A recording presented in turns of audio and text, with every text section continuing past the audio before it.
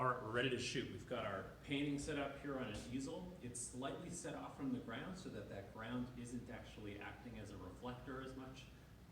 I think that there are some influences here in terms of reflection, like we talked about in the last part of the video.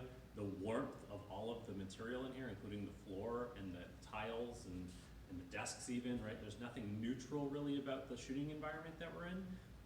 And that's okay. We should be able to account for that with the color checker chart. I'm going to set it up with my lowest ISO to give me the highest quality image, and then I'm going to shoot at an aperture. I don't need a lot of depth of field, but I want the sharpest possible aperture.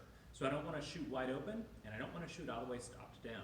In this case, since I'm hand holding the camera, I'm going to choose an aperture that's at least 2 stops smaller than the widest aperture for this lens. This particular lens is a 1.8 lens. So I'm going to be shooting at f4, and with the light that I have, I'm going to be able to get a shutter speed of about 1/200th of a second using the lowest ISO.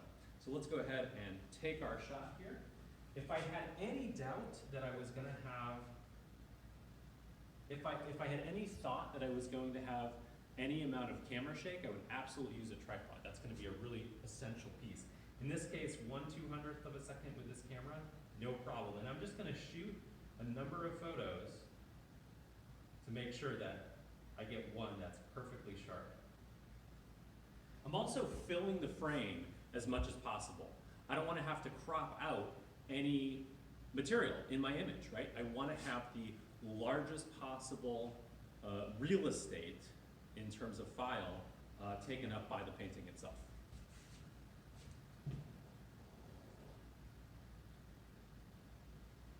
All right, I need to capture an image of the color checker chart, and then we'll be done. Now in this case, the painting is still wet.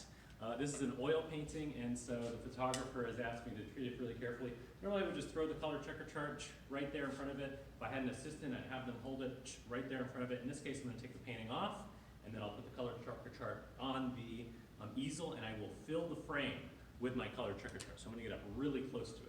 Now, I want to be careful I'm not influencing the color on the color checker chart, so I'll get kind of low and step back as much as possible, maybe even shoot with my camera out like this so that I'm not actually influencing the color of that color checker chart.